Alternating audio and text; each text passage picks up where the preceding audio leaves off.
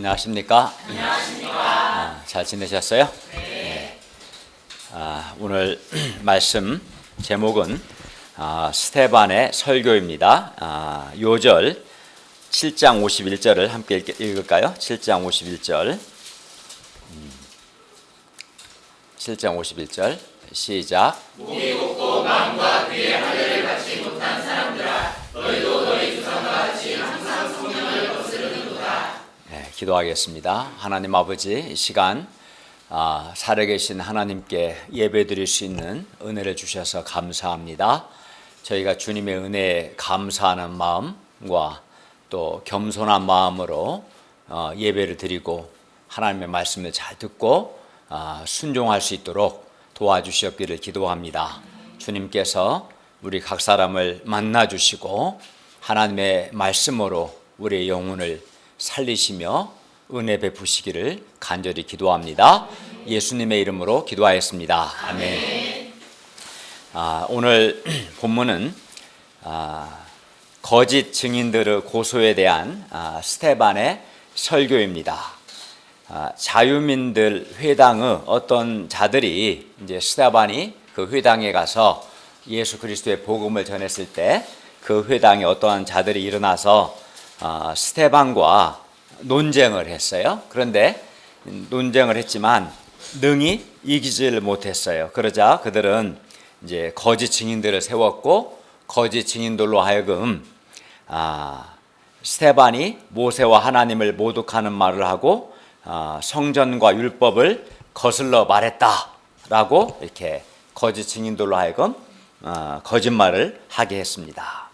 이에 대해 스데반은 이스라엘 역사를 쭉 말하면서 이스라엘 역사 속에서 나타난 여러 사실들을 근거로 모세와 하나님을 모독하고 또 거역한 사람은 스데반이 아니라 오히려 그들 그 유대인들의 조상들과 또 스데반과 논쟁을 하는 그들 자신이라는 것을 말합니다. 그들의 조상들이 이스라엘 역사 속에서 끊임없이 성령 하나님을 거스르고 선지자들을 박해했는데 이제는 그 조상들의 자손인 그들이 이제는 성령 하나님을 거스르고 의인 예수님을 죽였다라고 말합니다. 오늘 본문에는 목이 곧고 마음과 귀에 할례를 받지 못한 자들, 그래서 늘 성령님을 거스르는 자들과 성령 충만한 스데반이 대조되어 나타납니다. 오늘 말씀을 통해서 우리가 하나님 앞에서 어떠한 사람이 되어야 하는가 배울 수 있기를 기도합니다. 제1장 스데반에 대한 고소 6장 8절부터 15절 말씀입니다. 6장 8절부터 15절입니다. 6장 3절을 보면 스데반은 뭐라고 했어요? 성령과 지혜가 충만하여 칭찬받는 7사람 중에 한 사람이라고 했고 6장 5절을 보면 믿음과 성령이 충만한 사람이라고 했고 또 6장 8절을 보면 은혜와 권능이 충만해서 큰 기사와 표적을 민간에 행했다고 말했어요. 한마디로 스데반은 성령이 충만한 사람이었어요. 성령에 충만하게 되면 사람이 지혜도 있게 되고 믿음도 있게 되고 권능도 행하게 되는 겁니다. 9절과 10절을 볼까요? 이른바 자유민들, 즉 구레네인, 알렉산드리아인, 길리기아와 아시아에서 온 사람들이 사람들의 회당에서 어떠한 자들이 일어나 스데반과 더불어 논쟁했어요. 그러나 스데반이 지혜와 성령으로 말함을 그들이 능히 당하지 못했습니다. 그러자 그들은 이제 사람들을 그러니까 말로 안 되니까 스데반이 말이 맞죠. 왜냐하면 스데반이 성령 충만해서 성령님께서 주시는 지혜로 말했기 때문에 그러자 이제 그들이 능히 당하지 못했고 그래야 그들은 사람들을 이제 매수해요. 매수하고 또 거짓 증인들을 세워서 거짓 증언을 하게 합니다. 그들은 뭐라고 이제 거짓 증언하게 합니까? 11절 하반절을 볼까요? 6장 11절 하반절입니다. 이 사람, 즉 스데반이 모세와 하나님을 모독하는 말을 하는 것을 우리가 들었노라 이렇게 말하도록 이제 시킨 거예요. 그러니까 모세와 하나님을 모독하는 것은 증인만 있으면 바로 사형에 처할 정도로 당시 유대 사회에서는 매우 큰 죄였어요. 12절을 보십시오. 그들은 또 백성과 장로와 서기관들을 충동을 시켜서 이제 그래서 와서 스테반을 잡아가지고 공회에 이르게 했습니다. 그러니까 그들은 사람들을 매수하고 또 거짓 증인들을 세우고 그것도 모자라서 이제 당시 공회 멤버들인 장로와 서기관들을 충동시켜서 스테반을 잡아가지고 공회에 세우도록 한 거죠. 그리고 거짓 증인들을 세웠고 거짓 증인들이 이제 말합니다. 13절과 14절을 보십시오. 이 사람 즉 스테반이겠죠. 이 사람이 이 거룩한 곳 성전이죠. 이 거룩한 곳과 율법을 거슬러 말하기를 맞이 아니하는도다. 그러니까 스테반이 성전과 율법을 거슬러 말했다는 거예요. 그리고 그의 스테반의 말에 이 나사렛 예수가 이곳을 헐고 또 모세가 우리에게 전하여 준 규례를 고치겠다라고 함을 우리가 들었노라 이렇게 말했어요. 그러니까 여기서 거룩한 곳은 성전을 가리킵니다. 한마디로 스테반이 뭐 했다는 거예요? 성전과 율법을 거스르는 말을 했고 이로써 모세와 하나님을 모독했다는 거예요. 그러니까 스테반은 하나님을 모독하는 말을 했다. 또 성전과 율법을 거스르는 말을 했다. 이렇게 사실이 그랬다는 거 아니면 그렇게 거짓말 시킨 거예요? 네, 그렇죠. 사람들을 매수하고 거짓 증인들을 세워서 스테반이 하지도 않은 것을 마치 한 것처럼 말하게 한 거죠. 그리고 이것은 이렇게 만약에 모세와 하나님을 모독하고 성전과 율법을 거슬러 말했다면 이것은 유대 사회에서 최고의 죄였어요. 예수님께서 재판받고 사형이 선고될 때도 이 죄목이 있었던 거예요. 성전을 거슬러 말했다. 그렇다면 이제 스테반도 예수님과 같이 사형 선고를 받게 될 겁니다. 그리고 이렇게 이제 사형 선고를 받게 되면 누구나 이런 상황에 처하면 생명의 위협을 느끼게 되고 또 두려워하게 됩니다. 그러나 이때 공회 중에 앉은 사람들이 15절을 보면 다 스테반을 주목하여 보니 그 얼굴, 스테반의 얼굴이 천사의 얼굴과 같았습니다. 천사를 봤어요? 이 말은 이제 아주 해같이 빛나고 밝았다. 이제 이런 의미로 말한 거예요.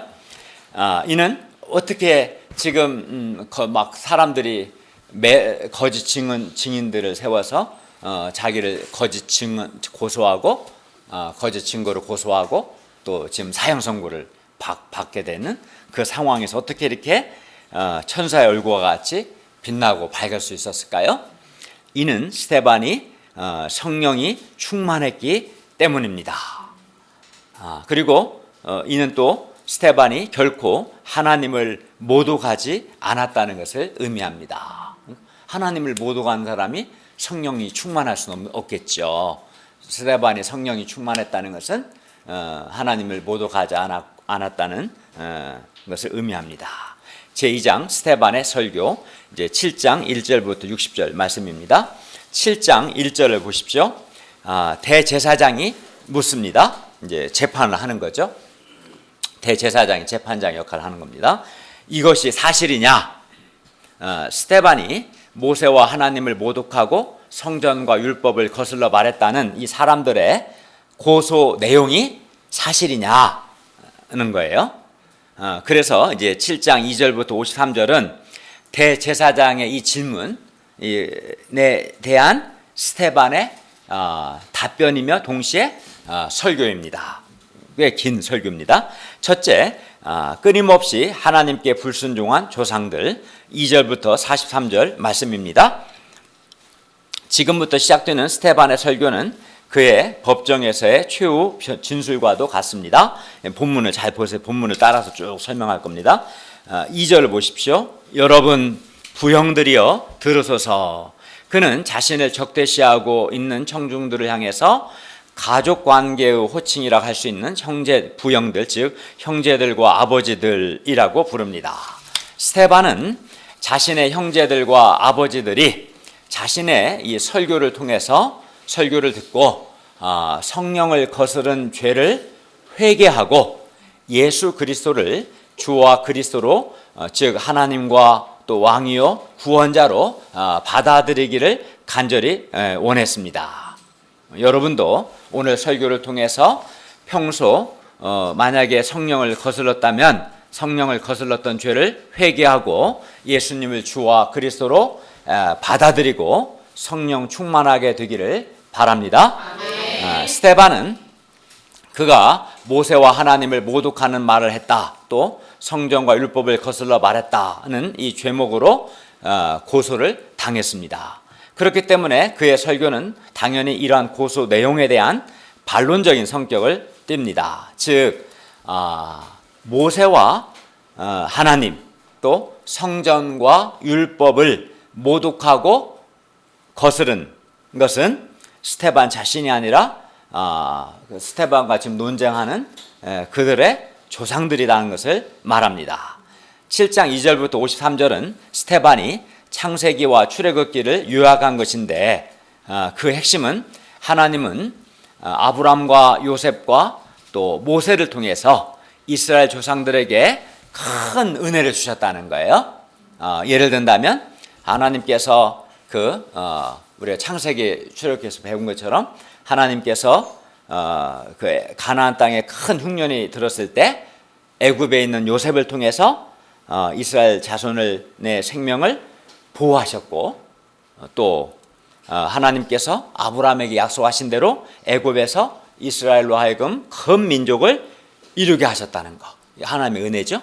또 하나님께서 그들이 애굽에서 노예 생활했을 때 하나님이 큰 권능으로 그들을 노예 생활에서 해방시키셨다. 또 홍해를 건너게 하시고 또 광야 40년 동안 그들을 먹이고 인도하시고 도우셨다는 것.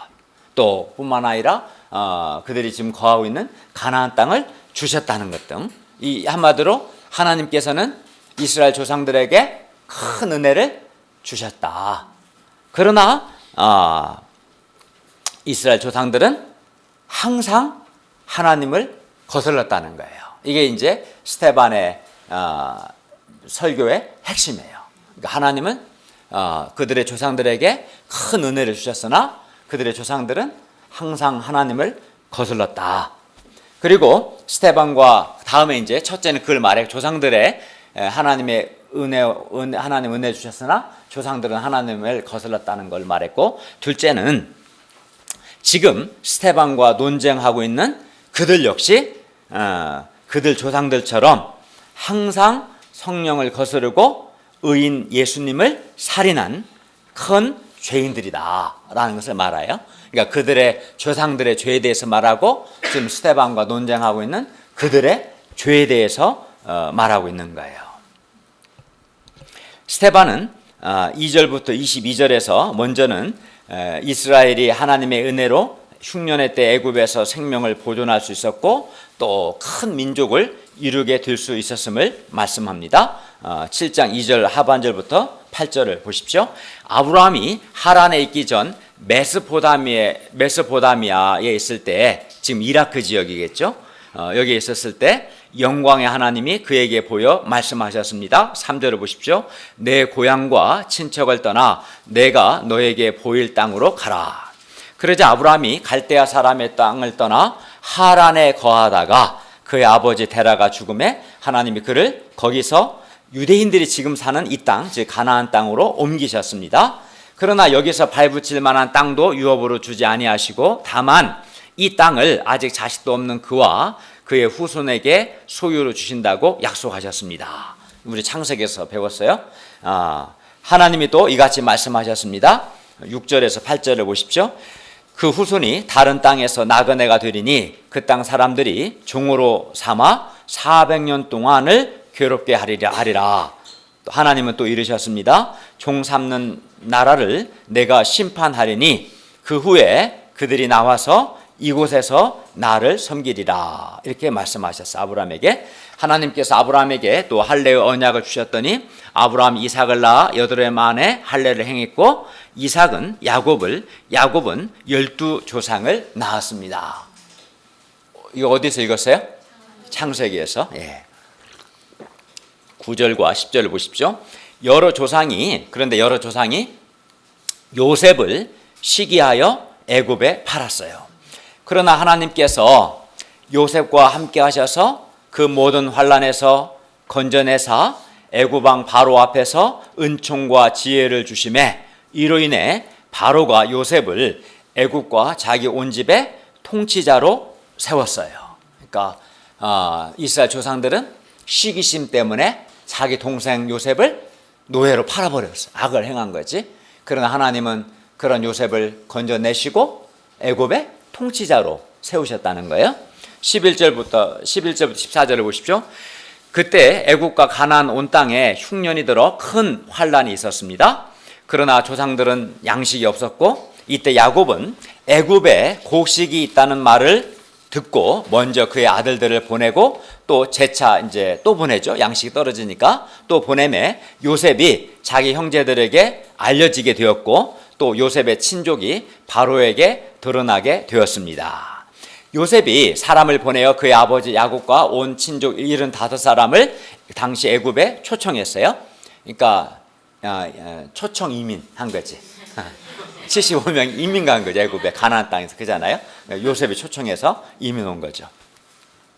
그래야 조상들은 요셉을 통해서 생명을 큰 그 흉년 환난 가운데 있었을 때 그때 생명을 부지하고 뿐만 아니라 애굽에서 번성할 수 있었어요. 창세기 나옵니다. 창세기 출애굽기 나오죠. 조상들은 요셉을 시기하여 애굽에 팔았어요. 즉 여기서 지금 스데반이 말하고자 하는 것은 너희 조상들은 악을 행했다는 거예요. 이게 악한 거지. 요셉을 시기하여 애굽의 노예로 팔아버린 것, 이 악을 행했다는 거죠. 그러나 하나님은 요셉을 생명의 구원자로 세워서 조상들을 구원하셨어요. 참 이게 은혜죠. 악을 행한 자를 멸하셨어야 하는데 하나님이 오래 참으셔서 멸하시기보다도 오히려 요셉을 생명의 구원자로 세우셔서 그 악을 행한 자들과 그들의 가족들을 하나님께서 보호해 주셨다는 거예요. 그러니까 조상들의 악행과 하나님의 은혜가 뭐가 돼요? 대조가 되죠. 네. 그러니 조상들은 하나님의 은혜에 감사해야 마땅했습니다. 그 후 야곱과 조상들은 애굽에서 죽고 세겜으로 옮겨져 아브라함이 세겜 하모르 자손에게서 은으로 값주고 산 무덤에, 이 무덤 이름이 뭐예요? 막벨라 굴이죠. 무덤에 장사되었어요. 17절부터 20절을 보십시오. 하나님이 아브라함의 약속하신 때가 가까움에 이스라엘 백성이 애굽에서 번성하여 많아졌더니 그러니까 하나님이 아브라함이 약속하신 것이 이루어졌죠. 그런데 요셉을 알지 못하는 새 임금이 애굽 왕위에 오르매 그가 이스라엘 족속에게 교활한 방법을 써서 조상들을 괴롭게 하여 이거 어디에 나와요? 출애굽기 1장에 어떻게 괴롭혔어요? 흥미기기, 벽돌 굽기 등등 여러 노동을 많이 시켰죠. 괴롭게 하고 그 어린 아이들을 내버려 살지 못하게 하려 했어요. 남자가 태어나면 강에 버려 죽게 했는데 바로 이때 모세가 태어난 거예요. 모세는 하나님 보시기에 아름다웠고 그의 아버지 집에서 3달 동안 길리더니 버려졌습니다. 버려진 후에는 바로의 딸이 그를 데려다가 자기 아들로 길렀죠. 공주의 아들이 된 거죠. 여기 하나님의 섭리가 있었던 거죠. 그리고 모세가 애굽 사람의 모든 지혜를 배워 그의 말과 하는 일들이 능하였어요. 그러니까 40년 동안 공주의 아들로서 교육을 받은 거예요. 나중에 이런 교육이 기초가 되어서 출애굽 과정에서 백성들을 인도하고 또 나중에 성경을 기록할 수 있는 인간적인 그 인간 기초 훈련을 받았던 거죠. 23절부터 25절을 보십시오. 이제 나이가 40이 됐어요. 모세가 그때 모세는 그 형제 이스라엘 자손을 돌볼 생각이 났습니다. 그때 한 사람이 원통한 일 당함을 보았는데, 물론 그는 형제 이스라엘 사람이었습니다. 모세는 그를 보호하고 압제받는 그를 위해서 원수를 갚아 애굽 사람을 쳐 죽였습니다. 모세는 그의 형제들이 하나님께서 자기의 손을 통해서 구원해 주시는 것을 당연히 깨달으리라고 생각했어요. 그러니까 모세는 참 나이 40이 되어서 우리가 히브리서에서 배운 것처럼 공주의 아들로서 누릴 수 있는 모든 특권과 영광을 다 버리고 고난받는 하나님 백성과 함께 고난받고자 하나님의 뜻을 발견하고 영접한 거예요. 그래 마땅히 자기 백성도 그걸 깨달으리라고 생각했는데, 그러나 그들은 깨닫지 못했어요. 뿐만 아니라 모세를 거절하고 배척했어요. 26절부터 28절을 보십시오. 이튿날 이스라엘 사람끼리 싸울 때 모세가 와서 화해시키려 하여 이르되 너희는 형제인데 어찌 서로 해치느냐 했습니다. 그러나 그 동물을 해치는 사람이 모세를 밀어뜨리며 말합니다. 누가 너를 관리와 재판장으로 우리 위에 세웠느냐? 네가 어제는 애굽 사람을 죽임과 같이 또 나도 죽이려고 해? 이렇게 말했어요. 모세는 동족을 구원하고자 했으나 오히려 거절을 당했어요. 동족들로부터 배척을 당했어요. 모세는 이때 마음에 큰 상처를 받았습니다. 이 상처가 굉장히 오래 갔어요. 29절을 보십시오. 모세가 이 말 때문에 도주하여 미디안 땅에서 나그네 되어 거기에서 아들 둘을 낳았습니다. 모세는 이 말 때문에 미디안 땅으로 도주하여 거기서 나그네로 40년을 보내야 했어요. 이제 30절부터 34절을 보십시오. 잘 좀 갖고 있어요. 40년이 참에 천사가 시내산 광야 가시나무 떨기 불꽃 가운데서 모세에게 보이거늘 모세가 그 광경을 보고 놀랍게 여겨, 그렇죠. 왜냐하면 가시딸기 나무에 불이 붙었으면 그게 타들어가야 하잖아요. 근데 가시나무 떨기에 불이 붙었는데 타질 않는 거예요. 얼마나 광경이 놀랍겠어요. 가까이 가니 주의 소리가 있었습니다. 나는 내 조상의 하나님, 즉 아브람과 이삭과 야곱의 하나님이라. 모세가 무서워 감히 바라보지 못했습니다. 이때 주님께서 말씀하셨습니다. 내 발의 신을 벗어라. 네가 서 있는 곳은 거룩한 땅이니라.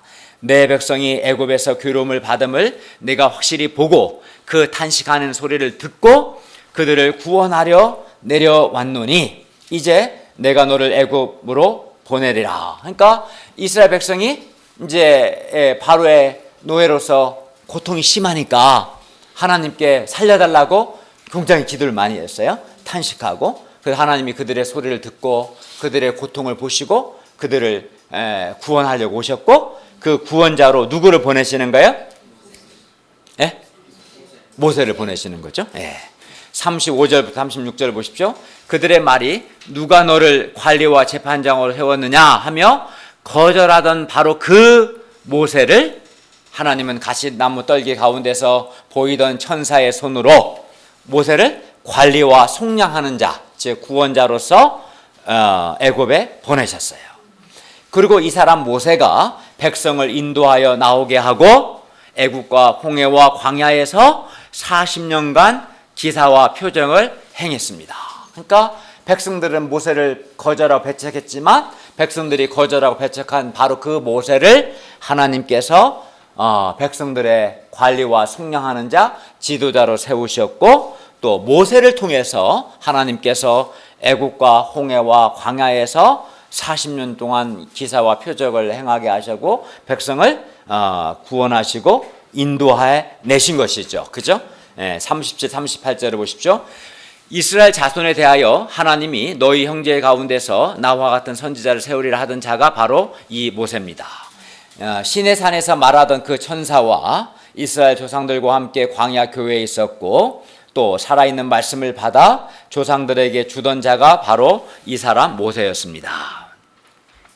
스데반은 35절에서 그 모세, 36절에서 이 사람, 37절에서 이 모세, 38절 이 사람을 이렇게 모세를 계속 반복해서 사용함으로써 조상들이 거절했던 모세가 조상들과 자신들을 위해서 얼마나 위대한 하나님의 종으로 쓰임 받았는가를 강조하는 거예요. 근데 모세만 그런 거 아니에요. 요셉도 똑같아요. 요셉도 형들은 요셉을 시기하여 애굽의 노예로 팔았으나 하나님은 요셉과 함께 하셔서 요셉에게 은총과 지혜를 주시고 요셉을 애굽의 통치자요 생명의 구원자로 귀하게 쓰셨어요. 모세도 그랬고 요셉도 그랬고. 근데 예수님도 또 그래요. 예수님께서도 사람들은 십자가에 달아 죽였으나 하나님께서는 예수님을 다시 살리시고 높이셔서 임금과 구주로 삼으셨어요. 그렇죠? 따라서 사람들에게 버림받았다고 해서 우리 인생이 끝나는 것이 아닙니다. 모세도 요셉도 예수님께서도 사람들에게 버림당하고 배척당하고 오해받으셨어요. 그러나 비록 사람들에게 이렇게 오해받고 버림받을지라도 하나님께서 함께 하시면 도리어 아주 귀하게 쓰임 받습니다. 그러니까 하나님께서 함께하는 사람이 되는 것이 중요한 거예요. 여러분은 정말 하나님이 함께 하시는 사람입니까? 그러니까 내가 하나님이 함께 하시는 사람이 되고자 해야 돼요. 어떤 사람을 하나님이 함께 하십니까? 하나님을 믿고 하나님을 경외하고 하나님께 순종하는 사람, 그런 사람을 하나님이 함께 하시죠. 그래서 이렇게 사람에게 좀 오해받고 버림받고 배척당하면 물론 기분도 안 좋고 상처도 되겠지만 그렇다고 해서 인생이 끝나는 게 아니에요. 하나님께서 함께 하시면 얼마든지 영광스럽고 귀하게 쓰임받는 사람 돼요. 그러나 하나님께 버림받으면 진짜 인생 끝나는 거예요. 그 사람은 그냥 끝나는 게 아니라 영원히 끝납니다. 하나님께 버림받는 것을 무서워해야 돼요. 네. 사람에게 버림받는 걸 무서워할 것이 아니라 하나님께 버림받는 것을 무서워해야 돼요. 그건 영원히 끝나는 거, 인생이 회복이 안 돼요. 알겠습니까? 네. 하나님을 경외하길 바랍니다. 39절부터 43절을 보십시오. 이스라엘 조상들은 모세에게 복종하지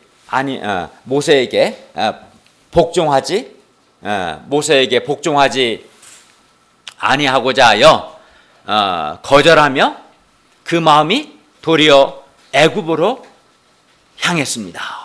그러니까 조상들은 모세에게 복종하지 않았어요. 순종하지 않고 거절했어요. 그리고 마음이 애굽으로 향했어요. 여러분 생각해 보세요. 애굽 노예 생활이 너무나 힘들었죠. 우리 출애굽기 1장에 보면 나오잖아요.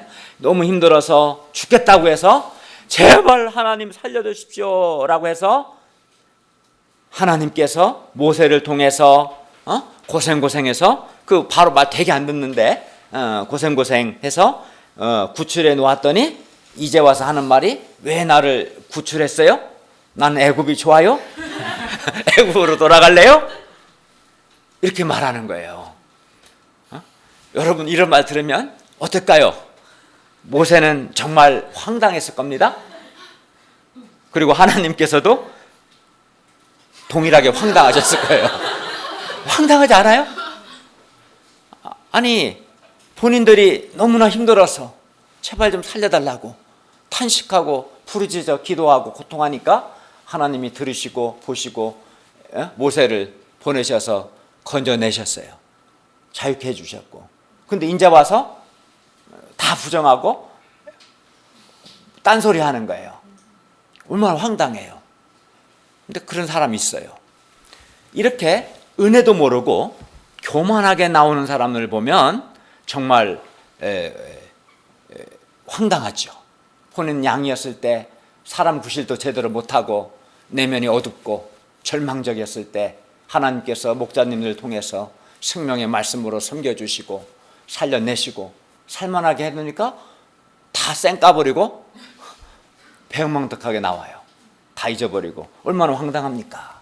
여러분 이렇게 배은망덕한 자가 되지 않기를 바랍니다. 네. 그러면 이렇게 모세를 거절한 그들은 결국 어떻게 되었습니까? 40절과 41절을 보십시오. 그들은 아론에게 말했습니다.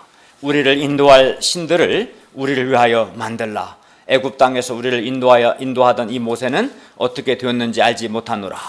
그리고 그때 그들이 송아지를 만들어 그 우상 앞에 제사하며 자기 손으로 만든 그 우상을 기뻐했습니다. 모세를 거절한 그들은 송아지 우상을 만들어 우상 숭배자로 전락하고 말았습니다. 참으로 몹쓸 자들입니다. 몹쓸 자들이죠. 하나님의 구원의 은혜를 잊어버리고 배반한 거죠. 42, 43절을 보십시오. 그들은 자기 자신들을 구원하신 하나님을 버렸습니다. 하나님은 이러한 그들을 외면하사 그들을 그 하늘의 군대 섬기는 일에 버려두셨습니다. 여기서 하늘의 군대는 구약 성경에 흔히 등장하는 표현으로 해와 달과 별과 같은 천체 행성들을 가리킵니다. 이것은 선지자 책에도 기록되었는데 여기서 선지자는 아모스 선지자를 가리키고 아모스 선지자의 지적대로 이스라엘 조상들은 광야에서 하나님은 섬기지 않고 몰로그 장막과 신 네판의 별을 받들었습니다. 몰록은 암몬의 신 이름으로 이스라엘 조상들은 아이들을 암몬의 신 몰록에게 불태워서 희생 제물로 드렸어요. 미친 짓 한 거죠. 우상에게 자기 자식들을 드렸어요.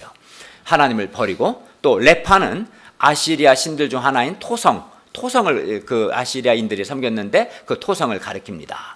조상들은 광야 생활 동안 자기를 구원하신 하나님을 배반하고 우상들을 섬겼어요. 하나님은 이들을 바벨론 밖으로 옮기리라 말씀하셨고 그 말씀대로 이스라엘은 나라가 망하고 바벨론의 포로가 되어 끌려갔습니다. 계속 반복해서 하나님께 불순종을 하면 하나님께서도 외면하시고 버려두십니다. 하나님이 오래 참으시지만 영원히 참으시는 건 아니에요. 그러므로 우리는 하나님께서 외면하시고 버려두시기 전에 즉각 회개하고 하나님께 순종해야 합니다. 아멘. 하나님께서 오래 참으시는데도 불구하고 계속해서 회개치 않으면 하나님께서도 외면하시고 버려두십니다. 정말 크게 혼내십니다. 둘째, 성령을 거스르고 예수님을 죽인 유대인들 44절에서 60절 말씀입니다. 이제 설교의 주제가 성전으로 옮겨갑니다. 44, 45절을 보십시오. 광야에서 우리 조상들에게 증거의 장막이 있었으니 이것은 모세에게 말씀하신 이가 명하사 그가 본 그 양식대로 만들게 하신 것이라. 여기 증거의 장막은 하나님의 집, 즉 하나님의 처소인 성막을 가리킵니다. 그리고 이 성막은 하나님이 그들 앞에서 쫓아내신 이방인의 땅, 즉 가나안 땅을 점령할 때에 모세 당시에 성막이 만들어졌고 여호수아가 함께 가지고 들어가서 다윗 때까지 이르렀어요. 성막이 46, 47절을 보십시오. 다윗은 하나님의 은혜에 감사하여 하나님의 처소를 준비하게 하여 달라고, 즉 성전을 만들게 해달라고, 하나님의 집 성전을 만들게 해달라고 기도했고 하나님은 그의 아들 솔로몬이 성전을 지게 하셨어요.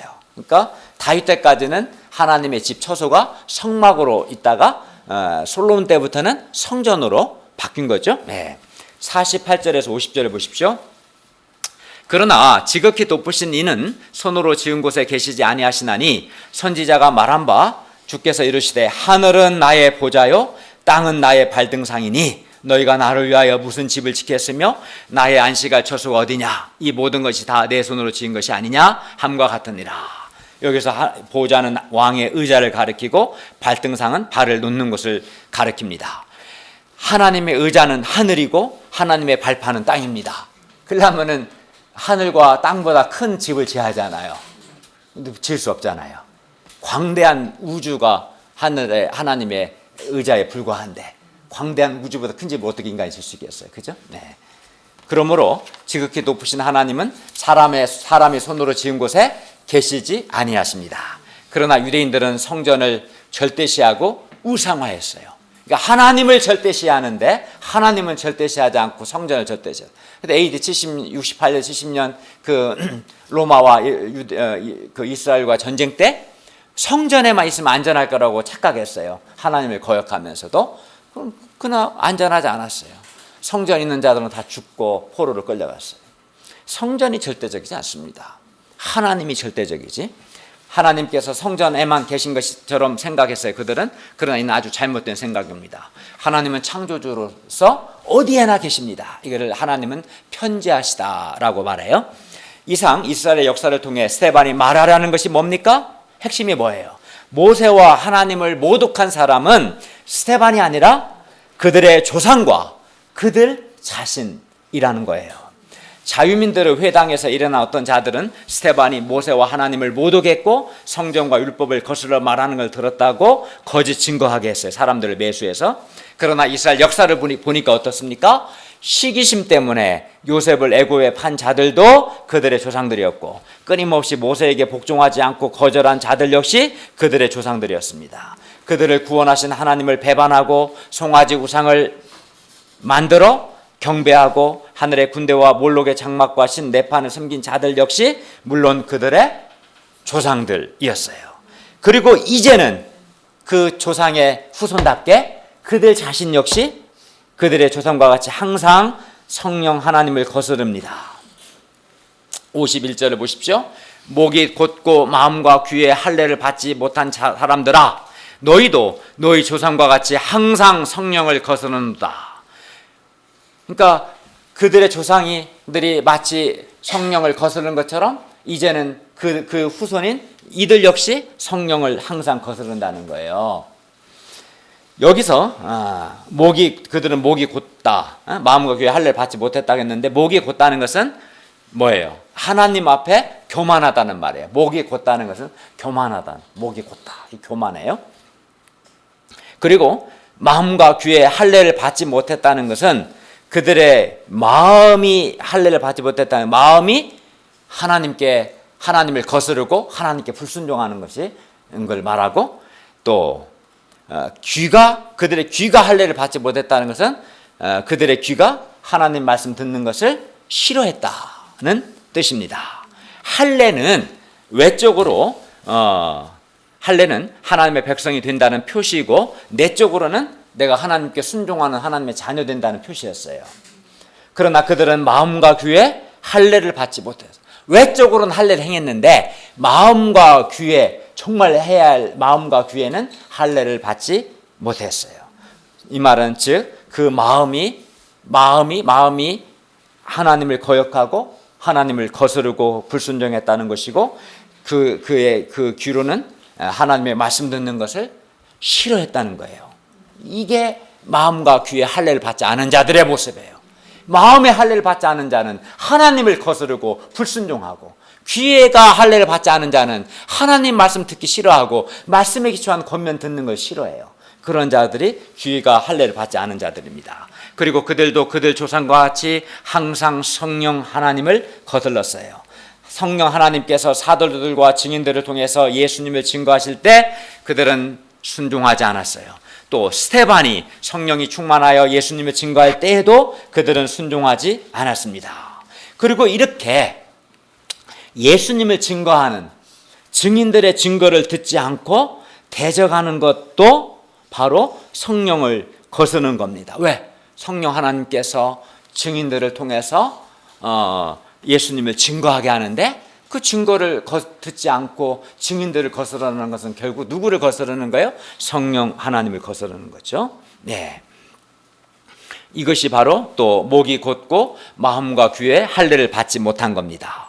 따라서 우리는 예수님을 증거하는 증인들의 증거를 받아들여야 돼요. 네. 그리고 하나님의 말씀에 기초하여 자기를 돕는 목자에게 순종해야 합니다. 어떤 사람은 하나님의 말씀을 가르치고 하나님의 말씀에 기초하여 권면하는 목자의 말을 듣지 않고 거스르는데, 이는 곧 그가 결국은 하나님 말씀을 불순종하는 것이고 성령 하나님을 거스르는 겁니다. 그걸 아셔야 돼요. 그것이 곧 성령 하나님을 거스르는 거예요. 그렇기 때문에 우리는 하나님의 말씀을 가르치고 말씀에 기초하여 올바르게 권면하는 목자의 말에도 순종해야 돼요. 그것이 바로 성령 하나님께 순종하는 것입니다. 53절을 보십시오. 너희 조상들이 선지자들 중에 누구를 박해하지 아니하였느냐? 의인이 오시리라고 예고한 자들, 즉 선지자들이 예고했죠. 이 선지자들을 그들이 죽였고 이제 너희는 그 의인을 잡아준 자요 살인한 자가 되나니 너희는 천사가 전한 율법을 받고도 지키지 아니하였도다. 그들 조상들은 선지자들을 박해했습니다.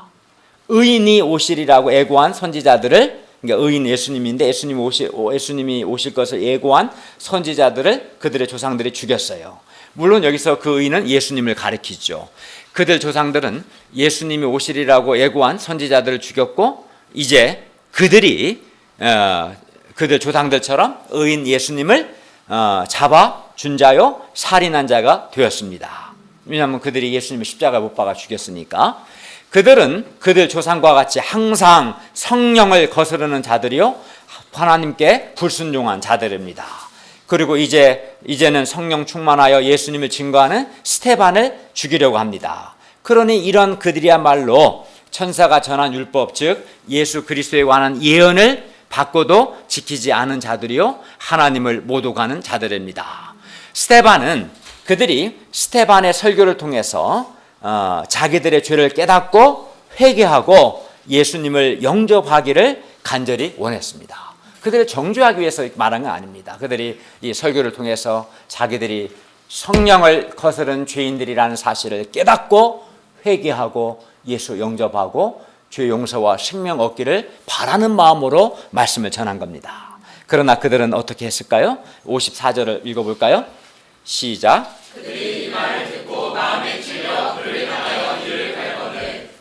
얼마 전 오순절 이후 백성들은 베드로의 메시지를 듣고 그때 마음에 찔려서 그때는 그들이 백성들이 베드로의 설교를 듣고 마음에 찔렸을 때는 회개했어요. 그렇죠. 우리가 2장에 보면 나오죠. 회개했는데 이들은 스데반의 설교를 듣고 마음에 찔렸을 때 회개하지 않고 도리어 이를 갈았어요. 그러니까 얼마 전 백성들과는 정반대의 반응을 하는 거죠. 이를 통해 볼 때 설교를 듣고 마음이 찔린다고 다 회개하는 것은 아닙니다. 설교를 듣고 마음에 찔리면 회개를 해야 하는데 회개를 하지 않고 도리어 기분 나빠하고 마음이 더 딱딱해지고 완악해지는 자들도 있어요. 이런 자들은 하나님께서 외면하시고 버려두십니다. 그래서 이런 자들은 망합니다. 여러분은 설교를 듣고 마음이 찔리면 즉각 회개하시기를 바랍니다. 55, 56절을 보십시오. 스데반이 성령 충만하여 하늘을 우러러 주목하여 하나님의 영광과 및 예수께서 십자가에 죽으시고 부활하신 예수께서 하나님 우편에 서신 것을 보고 말합니다. 보라, 하늘이 열리고 인자가 예수께서 하나님 우편에 서신 것을 보노라. 스데반은 하늘을 보았는데 그곳에서 하나님의 영광과 하나님 우편에 서신 예수 그리스도를 보았습니다. 이는 우리 죄를 담당하기 위해 십자가에 죽으신 예수님께서 다시 살아나셨고 이 예수님께서 승천하사 하나님 보좌 우편에서 주와 그리스도가 되셨다는 것을 말해줍니다. 이 예수께서 그리고 말씀하신 대로 반드시 다시 오실 것입니다.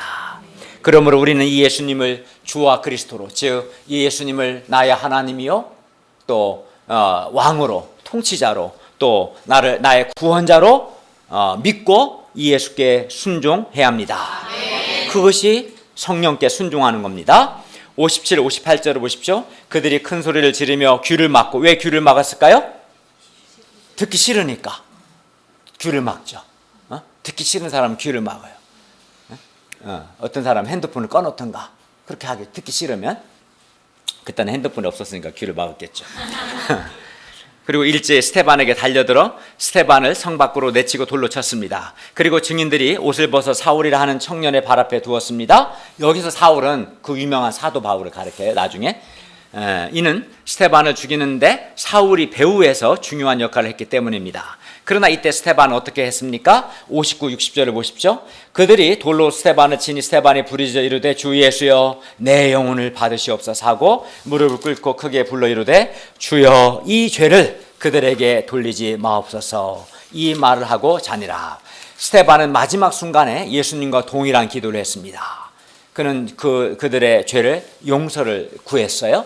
내 원수를 갚아주십시오라고 하지 않고 그는 예수님처럼 살았고 또 예수님처럼 죽었습니다. 결론입니다.